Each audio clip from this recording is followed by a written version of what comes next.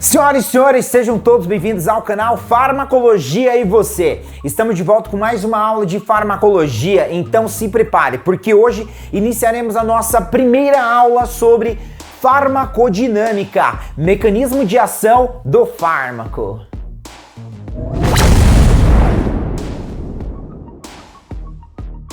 Farmacodinâmica é o estudo do efeito resultante da interação entre o fármaco e o nosso organismo. Também podemos classificar a farmacodinâmica como mecanismo de ação do fármaco. Em outras palavras, é aquilo a qual o fármaco irá realizar dentro do nosso organismo. E aonde este evento da farmacodinâmica acontece? A farmacodinâmica acontece nos receptores farmacológicos, que são classificados como macromoléculas, que através da sua ligação a um determinado fármaco pode mediar alterações bioquímicas como também alterações fisiológicas. Ainda parafraseando o contexto sobre receptores farmacológicos, são estruturas proteicas altamente especializadas que ao se ligar a um determinado fármaco pode produzir um determinado efeito. Aqui é importante também ressaltar que nós podemos classificar de uma maneira mais simplificada receptores farmacológicos como sítio-alvo ou até mesmo sítio de ligação, ou seja, local onde o fármaco irá se ligar. Aqui quero chamar a sua atenção e declarar que existem diversos tipos de receptores farmacológicos, inclusive receptores farmacológicos que até o momento ainda não estão completamente elucidados no tocante ao seu comportamento e até mesmo ao seu funcionamento. Então hoje apresentarei aos senhores somente os receptores farmacológicos a qual já possui um respaldo de maneira elucidada no tocante ao seu comportamento e ao seu funcionamento. E atualmente, no que se refere a fármaco-receptor, podemos classificar 6 grupos de receptores farmacológicos. O primeiro grupo classificado como canais iônicos transmembrana. Segundo grupo classificado como receptores transmembrana acoplados à proteína G. Terceiro, receptores transmembrana com domínio citosólico enzimático. Quarto, receptores intracelulares. Quinto, enzimas extracelulares. E sexto, receptores de adesão da superfície celular. Então estes são os 6 grupos de receptores farmacológicos a qual irei apresentar aos senhores no vídeo de hoje. Então quero te convidar a dar um passo adiante e adentrar um pouco mais dentro deste universo da farmacologia, aonde falaremos sobre farmacodinâmica, mecanismo de ação do fármaco, em outras palavras, aquilo a qual o fármaco irá realizar dentro do nosso organismo. Evento este que acontece nos receptores farmacológicos, classificado como sítio-alvo ou até mesmo sítio de ligação, ou seja, local onde o fármaco irá se ligar. Então vamos iniciar falando sobre o primeiro grupo dos receptores farmacológicos. Primeiro grupo, canais iônicos transmembrana. Bom, a função dos canais iônicos são diversas, incluindo funções fundamentais, como por exemplo, na neurotransmissão, condução cardíaca, contração muscular e secreção. Desta forma, então, podemos declarar que os fármacos cuja ação é direcionada a este grupo de receptores farmacológicos, estes fármacos podem exercer impacto significativo no que se refere às principais funções do nosso organismo, como por exemplo, neurotransmissão, condução cardíaca, contração muscular e secreção. E aqui nesse primeiro grupo de receptores farmacológicos, ele vai se utilizar de 3 mecanismos principais, a qual tem como por função regular a atividade dos canais iônicos. E quais seriam estes 3 mecanismos principais? Primeiro mecanismo, regulado por ligante, através da ligação do ligante ao canal, e isso irá promover uma alteração na condutância iônica do canal. Segundo mecanismo, regulado por voltagem, através da alteração no gradiente de voltagem transmembrana, e isso irá promover uma alteração na condutância iônica do canal. terceiro mecanismo, regulado por segundo mensageiro, através da ligação do ligante ao receptor transmembrana com domínio citosólico acoplado à proteína G, resultando no surgimento do segundo mensageiro, a qual o segundo mensageiro irá regular a condutância iônica do canal. Então perceba, aqui neste primeiro grupo, canais iônicos transmembrana, ele vai se utilizar de três mecanismos principais, a qual tem como por função regular a atividade dos canais iônicos. Primeiro mecanismo, regulado por ligante. Segundo mecanismo, regulado por voltagem. Terceiro mecanismo, regulado por segundo mensageiro. Então, estes são os três mecanismos principais que têm como por função regular a atividade dos canais iônicos. Para poder melhorar a nossa compreensão e o nosso entendimento, vamos aqui dar um exemplo sobre duas classes principais que se utilizam deste grupo de receptores farmacológicos. O primeiro grupo classificado como anestésicos locais e o segundo classificado como benzodiazepínicos. Bom, quando você fala sobre anestésicos locais, ele vai bloquear a condutância iônica dos íons de sódio nos canais de sódio regulados por voltagem nos neurônios, a qual está transmitindo uma informação de dor que sai da periferia para o sistema nervoso central. Desta forma, então, ele impede a propagação do potencial de ação e, consequentemente, ele vai impedir a percepção de dor. Então, recapitulando, existe aqui, então, uma transmissão de informação de dor, a qual essa informação de dor está saindo daqui, da periferia e indo para o sistema nervoso central. O anestésico local, ele bloqueia esta informação de dor. Consequentemente, o paciente ele perde esta percepção de dor, também classificado como nocepção. Outro exemplo que podemos citar é a classe dos fármacos benzodiazepínicos, a qual tem como mecanismo de ação promover o fechamento do canal de sódio e cálcio, promover a abertura do canal de potássio e terceiro, promover um aumento na frequência de abertura do canal de cloro. E este mecanismo irá promover uma depressão do sistema nervoso central. Consequentemente, ele irá diminuir a excitabilidade neural, podendo essa classe de fármacos ser classificado dentro da farmacoterapia como ansiolítico, sedativo, hipnótico e até mesmo coadjuvante anticonvulsivante. Então, este é o primeiro grupo de receptor farmacológico a qual nós vamos apresentar na aula de hoje, canais iônicos transmembrana. Então, irei apresentar aos senhores a segunda classe dos receptores farmacológicos, classificado como receptores transmembranas acoplados à proteína G. E esta classe de receptores farmacológicos, receptores transmembrana acoplados à proteína G, representam a classe mais abundante de receptores presente no corpo humano. No que se refere à proteína G, é uma proteína específica, distribuída por todos os tecidos, a quais determina várias funções. Existe um grupo de receptores farmacológicos classificado como receptores beta-adrenérgicos. Este grupo representa uma importante classe a qual pertence à família dos receptores acoplados à proteína G. Aqui neste grupo de receptores farmacológicos beta-adrenérgicos, nós vamos encontrar o receptor beta-1, receptor beta-2 e receptor beta-3. O receptor beta-1 ele vai desempenhar um papel no controle da frequência cardíaca. O receptor beta-2 ele vai desempenhar um papel no relaxamento do músculo liso. E o receptor beta-3 ele vai estar envolvido na mobilização da energia das células adiposas. Então, perceba, existe aqui o grupo de receptores farmacológicos classificado como receptores transmembrana acoplados à proteína G. E dentro deste grupo nós vamos encontrar os receptores beta-adrenérgicos, a quais tem aí três receptores farmacológicos: receptor beta-1, receptor beta-2 e receptor beta-3. Existe uma classe de fármacos a qual atua sobre este grupo de receptores beta-adrenérgicos. Esses fármacos são classificados como beta-bloqueadores. Eles são classificados dentro da farmacoterapia como antiarrítmico e também como antihipertensivo.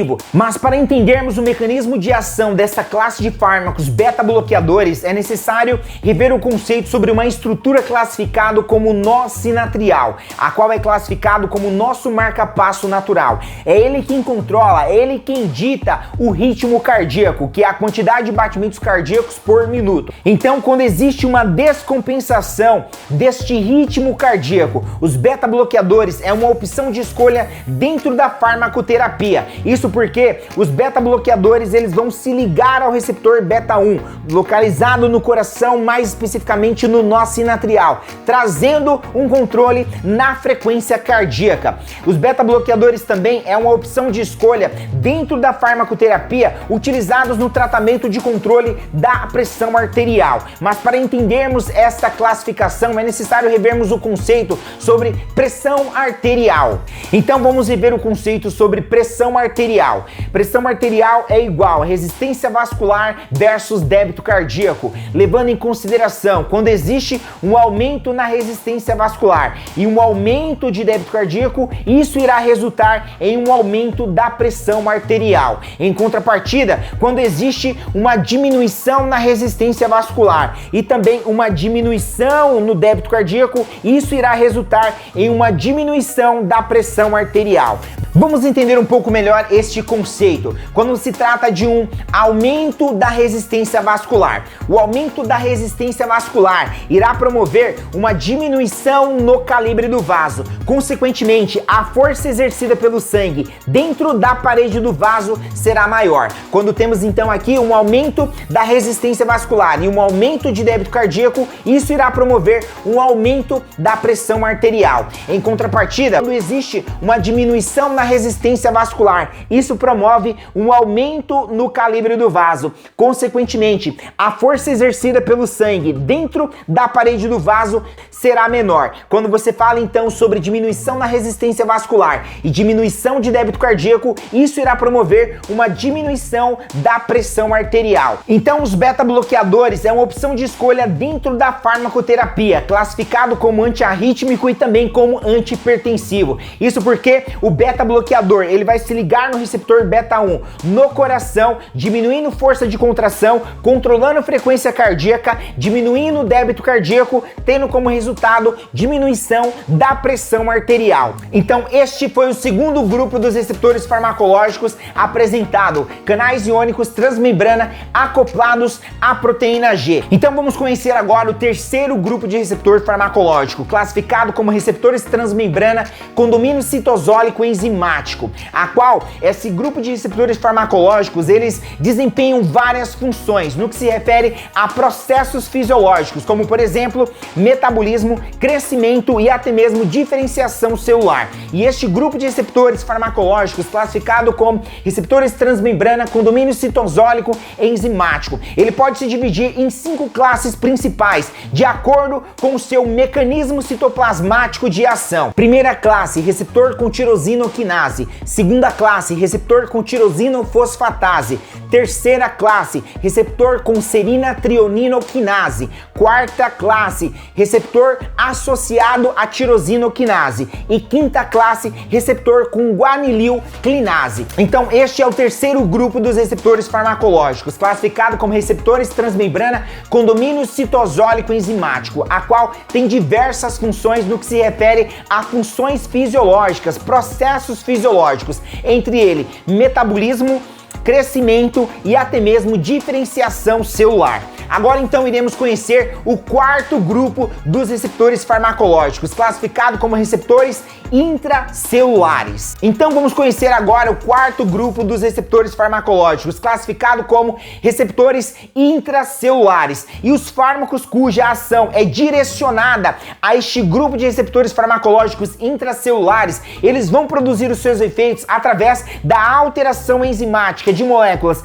de sinalização e também metabólica. Uma classe de fármaco a qual se utiliza deste grupo de receptor são os anticoagulantes, mas aqui também podemos ver a ação de outros fármacos que têm um envolvimento no DNA e até mesmo no RNA, como por exemplo antivirais e até mesmo antineoplásicos. Então este é o quarto grupo dos receptores farmacológicos, classificado como receptores intracelulares, a qual os fármacos que se utilizam deste grupo de receptores farmacológicos vão produzir os seus efeitos através da alteração enzimática de moléculas sinalizadoras e até mesmo metabólica. E os fármacos que se utilizam destes receptores farmacológicos, podemos citar anticoagulantes e até mesmo fármacos que estão envolvidos tem um certo envolvimento no DNA e RNA, como por exemplo antivirais e até mesmo antineoplásicos. Vamos então agora entrar no quinto grupo dos receptores farmacológicos, classificado como enzimas extracelulares. Bom, são enzimas que estão localizadas no meio extracelular, cujo sítio-alvo está fora da membrana plasmática. O ambiente fora da célula ele é constituído por um meio de proteínas e até mesmo moléculas de sinalização. Algumas dessas proteínas desempenham papel estrutural e outras são utilizadas na comunicação de informação entre as células. Bom, algumas das enzimas que conseguem modificar as moléculas, elas podem mediar sinais importantes e até mesmo influenciar nos processos fisiológicos, como por exemplo, a vasoconstrição e também a neurotransmissão. Então vamos dar aqui um exemplo para poder melhorar a nossa compreensão e o nosso entendimento sobre este quinto grupo dos receptores farmacológicos, classificado como enzimas extracelular. No que se refere à vasoconstrição, existe uma enzima classificada como ECA, enzima conversora de angiotensina, a qual tem como por função converter a angiotensina 1 em angiotensina 2, classificado como um potente vasoconstritor. Então, quando temos uma vasoconstrição, isso promove uma diminuição no calibre do vaso. Consequentemente, a força exercida pelo sangue dentro da parede do vaso será maior. Em virtude disso, teremos aumento de débito cardíaco, levando também um aumento da pressão arterial. Então perceba, esta enzima tem um papel de suma importância no controle da pressão arterial. A enzima classificada como ECA, ela pertence ao sistema angiotensina-aldosterona. Eu não irei entrar profundamente dentro deste tópico, este é um assunto para uma próxima aula. Aqui abro um pequeno parênteses para declarar, nas próximas aulas nós vamos falar sobre diversas classes de fármacos, como por exemplo antidepressivos, fármacos que são utilizados no controle da pressão arterial, vamos falar sobre anti-inflamatórios, antibióticos, anticoncepcionais, hormônios, antialérgicos, enfim, falaremos sobre várias classes de fármacos. Então, se você gosta desse tipo de conteúdo, já se inscreva no canal, ativa o sino para que o YouTube te avise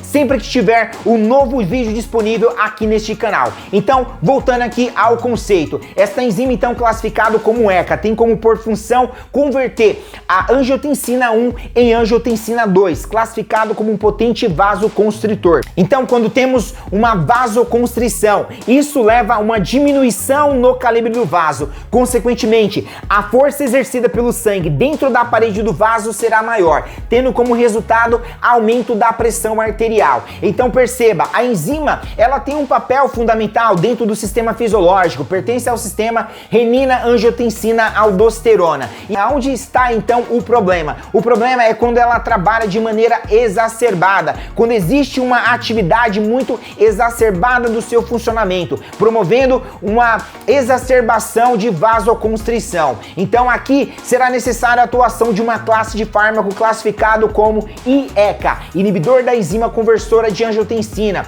a qual esta classe de fármaco ela vai inibir essa enzima ECA, impedindo que ela converta a angiotensina 1 em angiotensina 2. E desta forma, nós teremos então o que? Uma diminuição de vasoconstrição. Consequentemente, isso irá contribuir no controle, na diminuição da pressão arterial. Um outro exemplo que podemos citar sobre este grupo de receptores farmacológicos, enzimas extracelular, no que se refere à neurotransmissão. Existe uma enzima classificada como acetilcolinesterase, a qual tem como por função degradar a acetilcolina. Bom, a acetilcolina, ele é um neurotransmissor do sistema colinérgico, ele promove a contração muscular. Existe então um grupo farmacológico que vai bloquear a ação desta enzima. Eles são classificados como inibidores da enzima acetilcolinesterase ou até mesmo como anticolinesterásicos, a qual ele vai bloquear a ação desta enzima. Em virtude disso, nós teremos então um aumento da atividade colinérgica. Isso porque o neurotransmissor acetilcolina,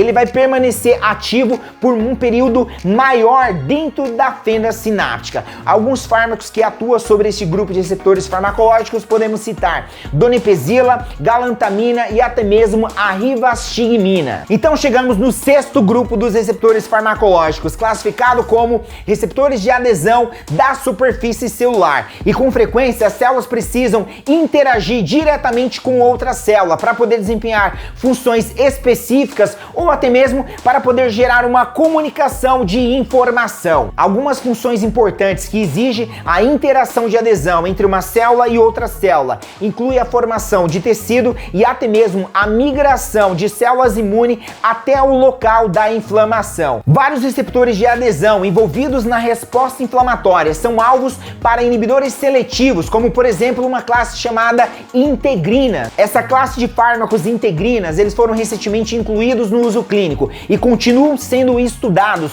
no uso e no tratamento de várias afecções, como por exemplo inflamação, esclerose múltipla e também no tratamento do câncer. Então esta foi a aula de hoje, onde nós conhecemos o significado e o conceito sobre farmacodinâmica, mecanismo de ação do fármaco, em outras palavras, aquilo a qual o fármaco irá realizar dentro do nosso organismo. Evento este que acontece nos receptores farmacológicos, classificado como sítio-alvo ou até mesmo sítio de ligação, aonde o fármaco irá se ligar, podendo promover um determinado efeito farmacológico. E nós vimos que atualmente, de maneira elucidada, no que se refere fármaco-receptor, podemos classificar 6 grupos de receptores farmacológicos. Primeiro, receptores canais iônicos transmembrana. Segundo, receptores transmembrana acoplados à proteína G. Terceiro, receptores transmembrana com domínio citosólico. Quarto, receptores intracelulares. Quinto, enzimas extracelulares. E sexto, receptores de adesão da superfície celular. Então esta foi a aula de hoje, espero que você tenha gostado.